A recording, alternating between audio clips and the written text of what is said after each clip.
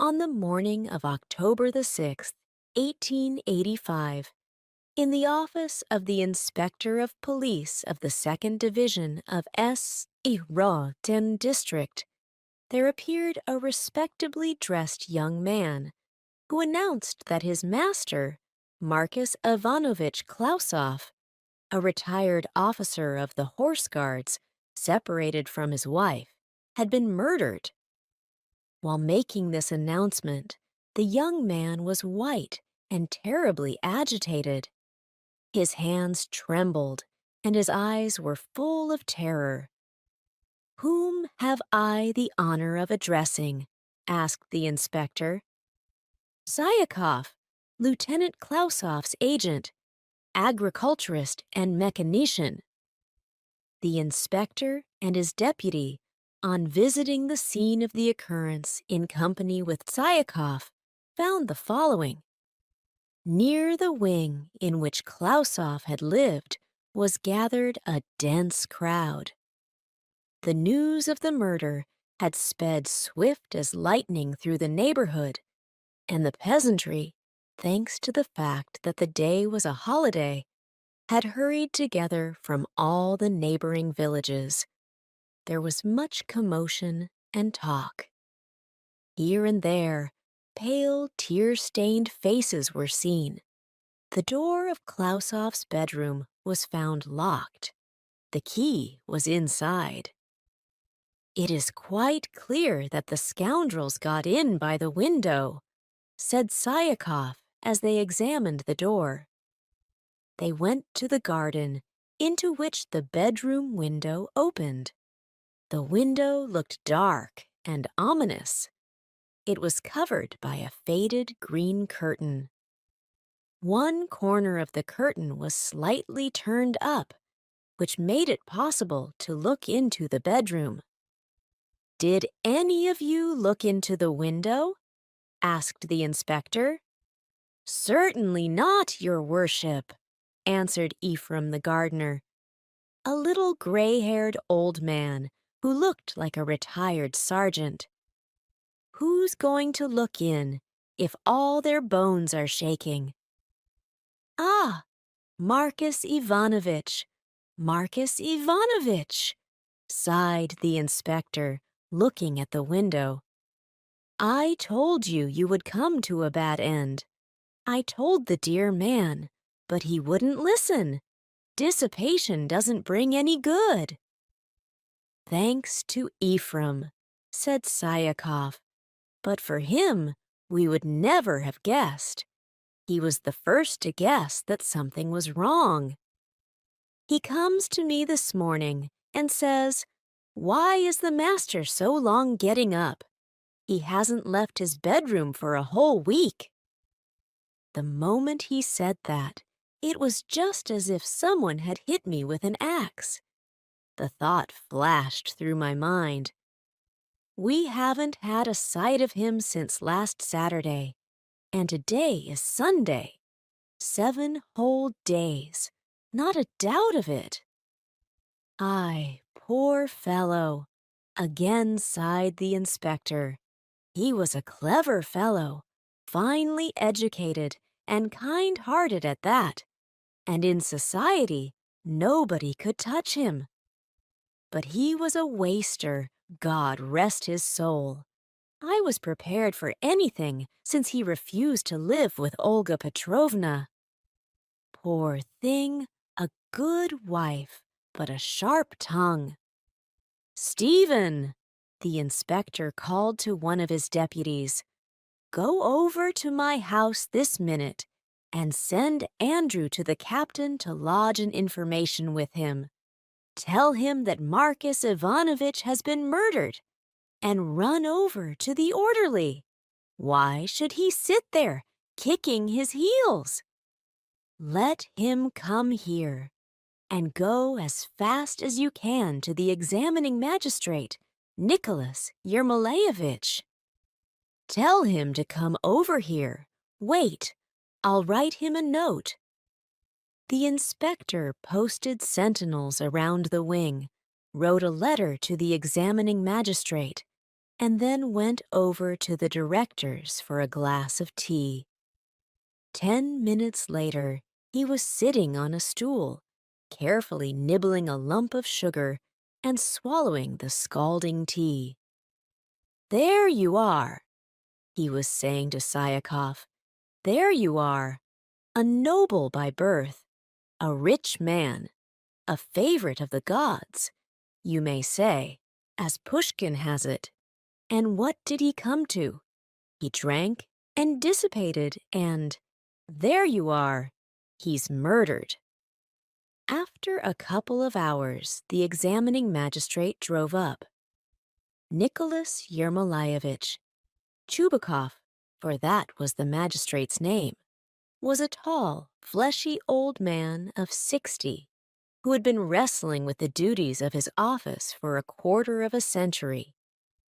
Everybody in the district knew him as an honest man, wise, energetic, and in love with his work.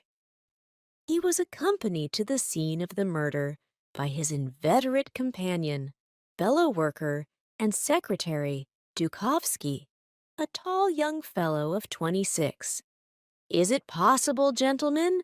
cried Chubukov, entering Syakov's room and quickly shaking hands with everyone. "Is it possible? Marcus Ivanovich murdered? No, it is impossible." "Impossibly." "Go in there," sighed the inspector. "Lord, have mercy on us. Only last Friday I saw him at the fair in Farabankov. I had a drink of vodka with him. Save the mark." "Go in there," again sighed the inspector. They sighed, uttered exclamations of horror, drank a glass of tea each, and went to the wing. "Get back," the orderly cried to the peasants. Going to the wing, the examining magistrate began his work by examining the bedroom door. The door proved to be of pine, painted yellow, and was uninjured. Nothing was found which could serve as a clue. They had to break in the door. "Everyone not here on business is requested to keep away," said the magistrate, when, after much hammering and shaking, the door yielded to axe and chisel. "I request this, in the interest of the investigation. Orderly, don't let anyone in." Chubukov, his assistant, and the inspector opened the door, and hesitatingly, one after the other, entered the room. Their eyes met the following sight. Beside the single window stood the big wooden bed with a huge feather mattress. On the crumpled feather bed lay a tumbled, crumpled quilt. The pillow, in a cotton pillowcase, also much crumpled, was dragging on the floor. On the table beside the bed lay a silver watch and a silver 20-kopeck piece. Beside them lay some sulfur matches.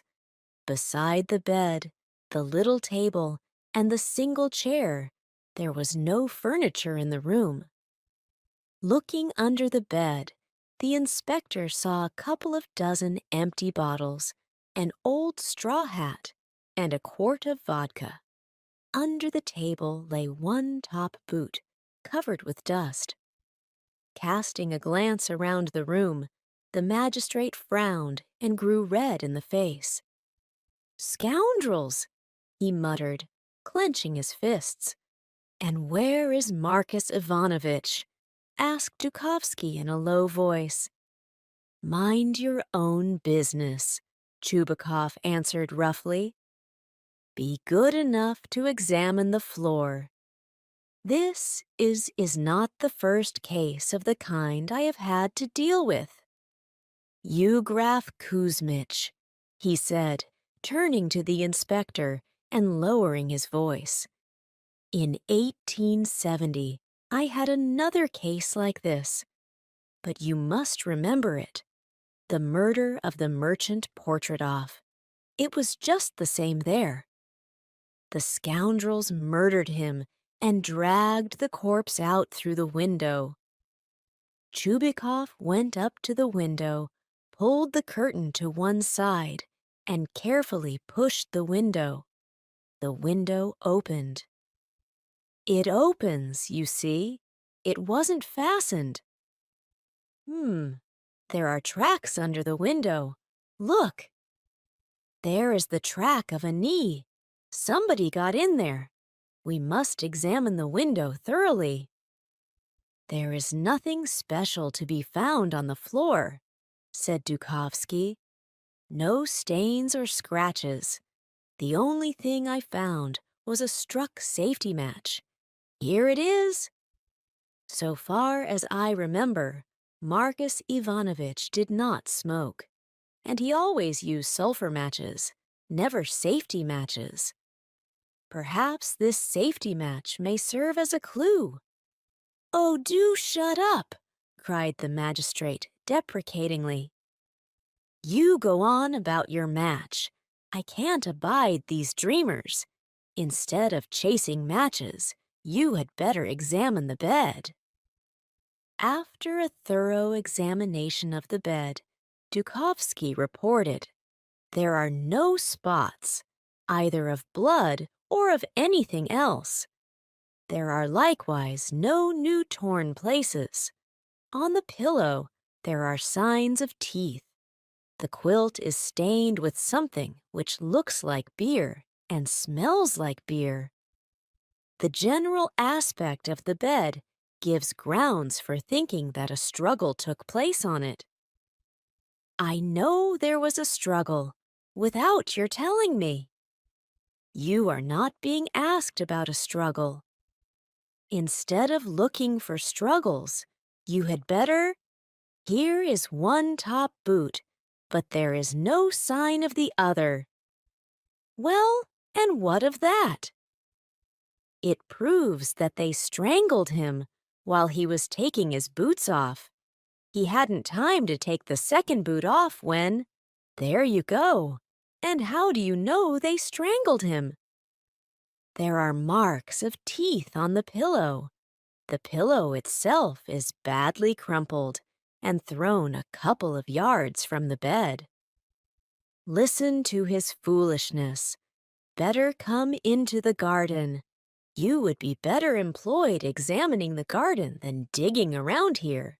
I can do that without you.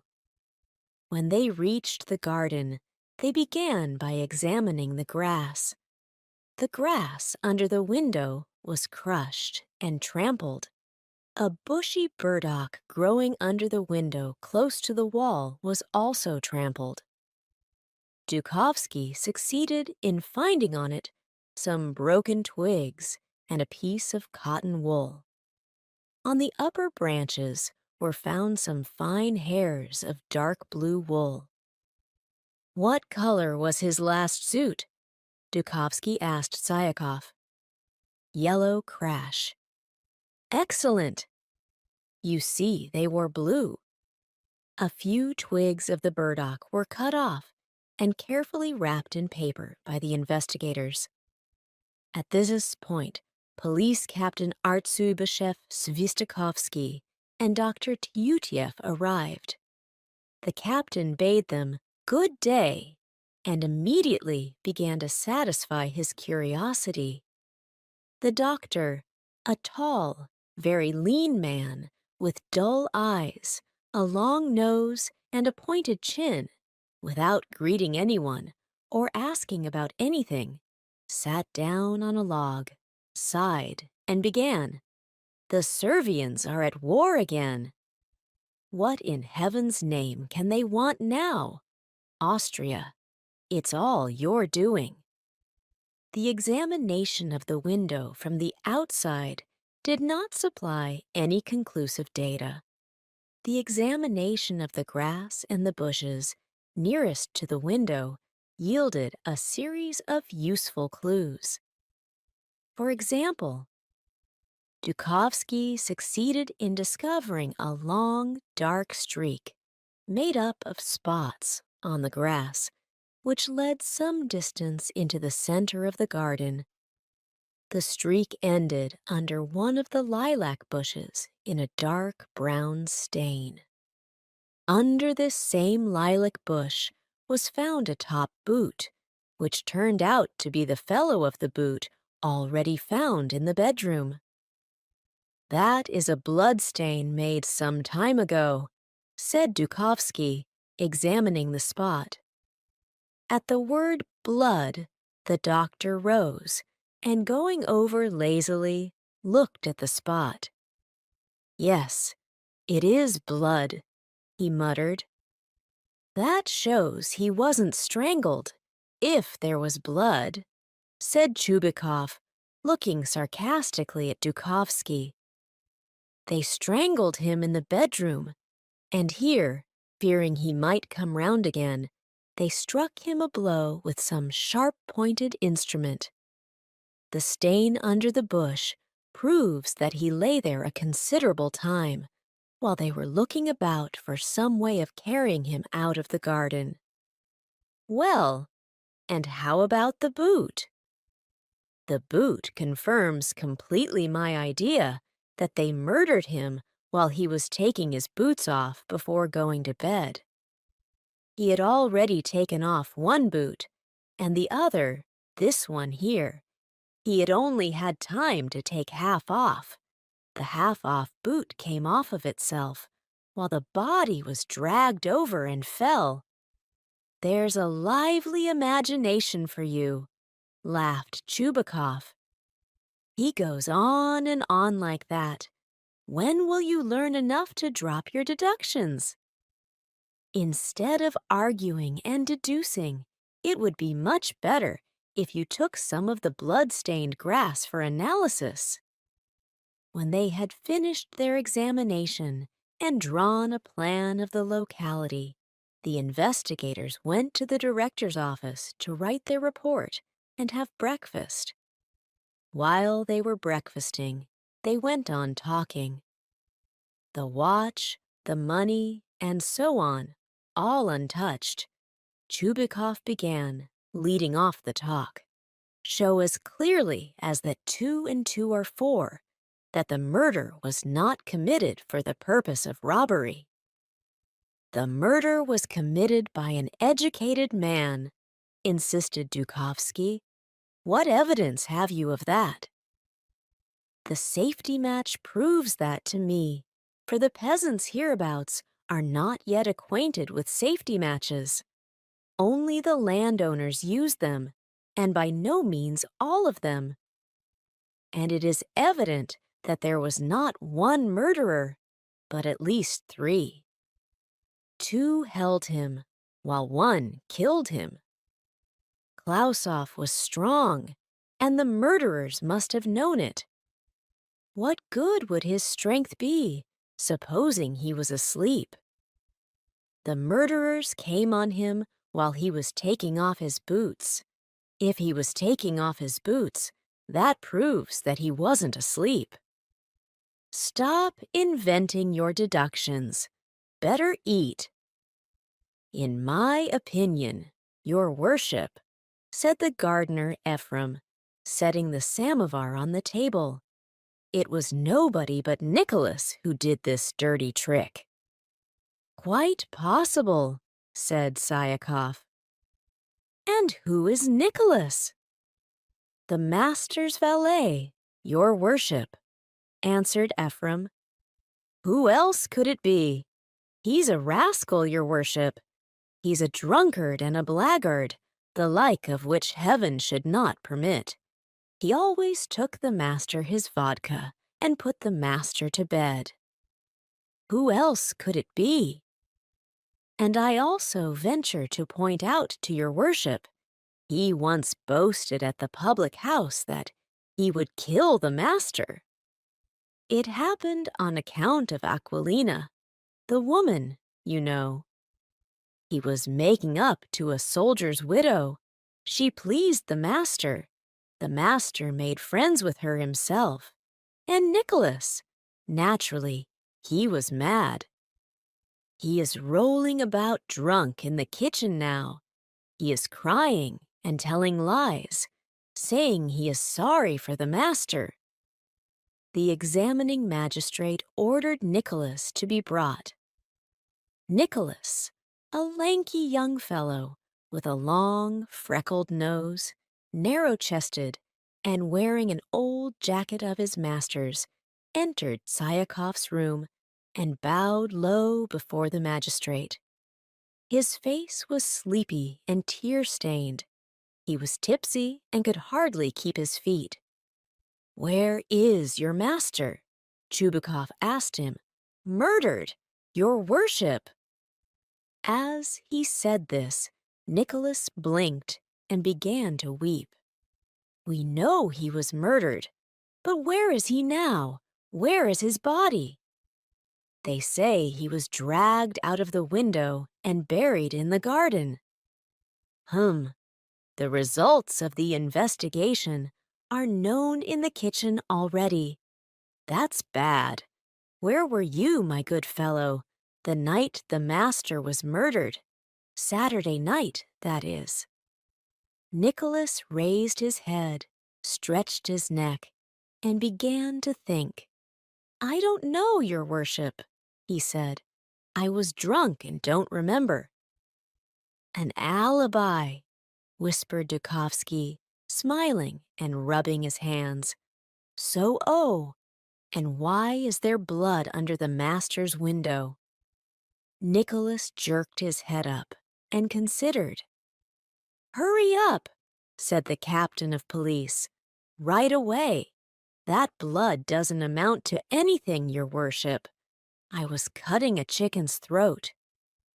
I was doing it quite simply, in the usual way, when all of a sudden it broke away and started to run. That is where the blood came from." Ephraim declared that Nicholas did kill a chicken every evening, and always in some new place, but that nobody ever heard of a half-killed chicken running about the garden, though of course it wasn't impossible. "An alibi," sneered Dukovsky, "and what an asinine alibi!" "Did you know Aquilina?" "Yes, your worship, I know her." "And the master cut you out with her?" "Not at all. He cut me out. Mr. Psychakov there, Ivan Mikhailovich. And the master cut Ivan Mikhailovich out. That is how it was." Psychakov grew confused and began to scratch his left eye. Dukovsky looked at him attentively, noted his confusion, and started. He noticed that the director had dark blue trousers, which he had not observed before. The trousers reminded him of the dark blue threads found on the burdock. Chubukov in his turn glanced suspiciously at Psychakov. "Go," he said to Nicholas. "And now permit me to put a question to you, Mr. Psychakov. Of course you were here last Saturday evening." "Yes, I had supper with Marcus Ivanovitch about 10 o'clock." "And afterwards?" "Afterwards. Really, I do not remember," stammered Psychakov. "I had a good deal to drink at supper. I don't remember when or where I went to sleep." "Why are you all looking at me like that, as if I was the murderer?" "Where were you when you woke up?" "I was in the servants' kitchen, lying behind the stove. They can all confirm it. How I got behind the stove, I don't know." "Do not get agitated. Did you know Aquilina?" "There's nothing extraordinary about that." "She first liked you and then preferred Klausov?" "Yes."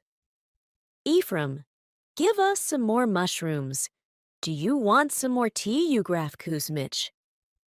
A heavy, oppressive silence began and lasted fully 5 minutes. Dukovsky silently kept his piercing eyes fixed on Syakov's pale face.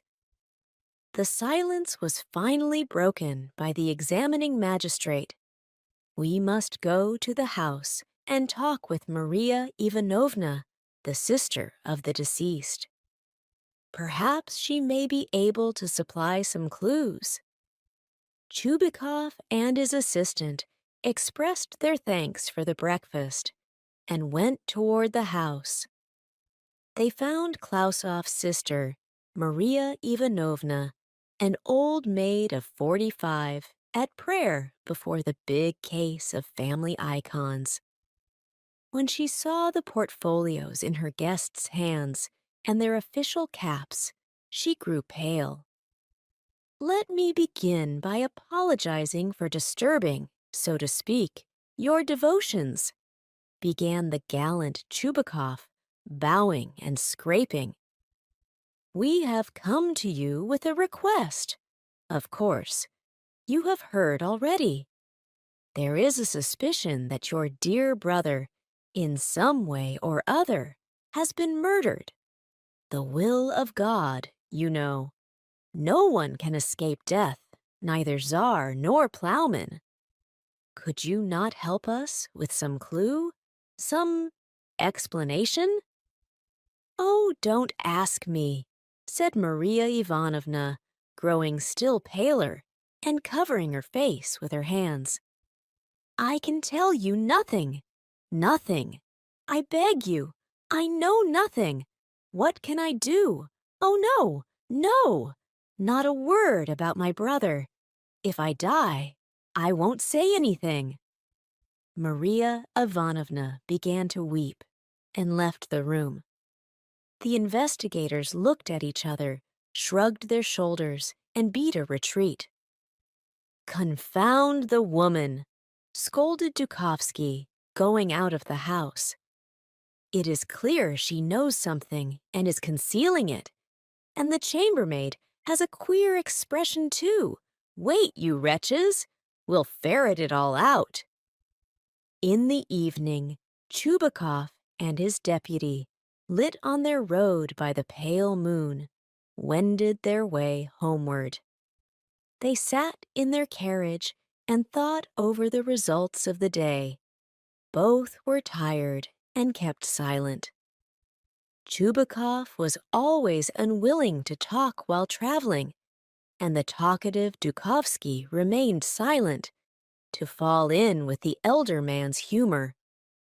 But at the end of their journey, the deputy could hold in no longer and said, "It is quite certain," he said, "that Nicholas had something to do with the matter. Non dubitandum est. You can see by his face what sort of a case he is. His alibi betrays him, body and bones. But it is also certain that he did not set the thing going. He was only the stupid hired tool. You agree?"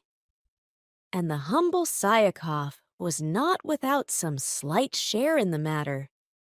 His dark blue breeches, his agitation, his lying behind the stove in terror after the murder, his alibi, and Aquilina, grind away, Emelian.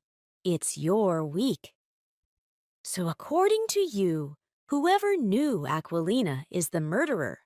Hothead, you ought to be sucking a bottle and not handling affairs.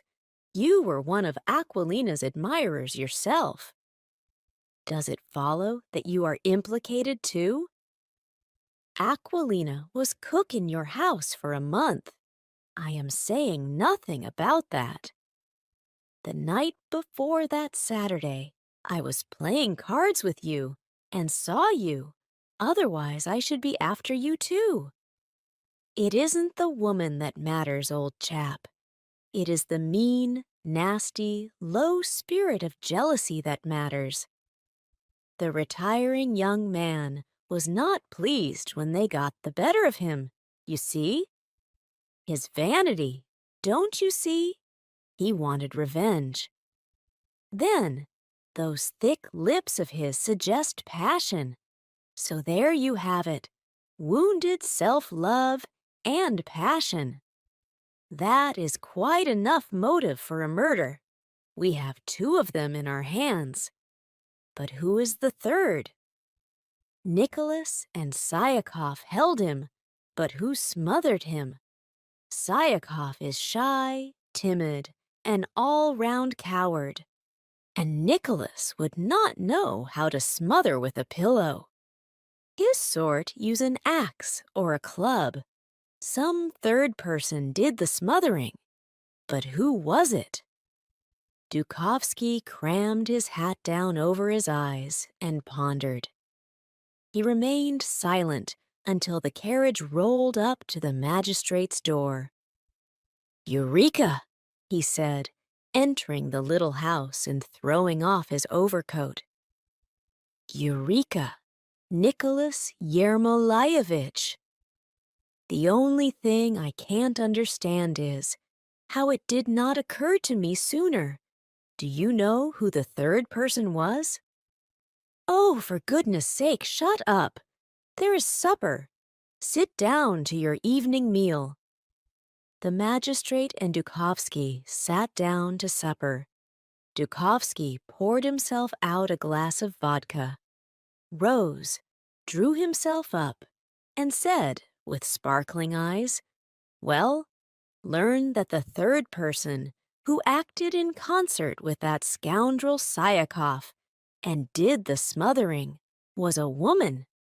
Yes, I mean, the murdered man's sister, Maria Ivanovna." Chubakov choked over his vodka and fixed his eyes on Dukovsky. "You aren't?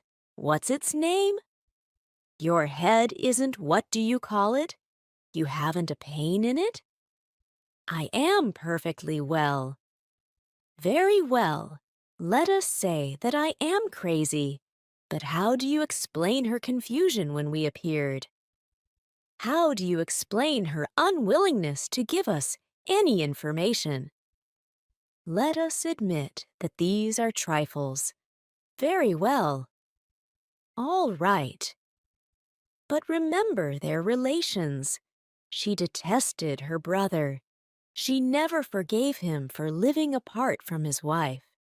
She is of the old faith, while in her eyes he is a godless profligate.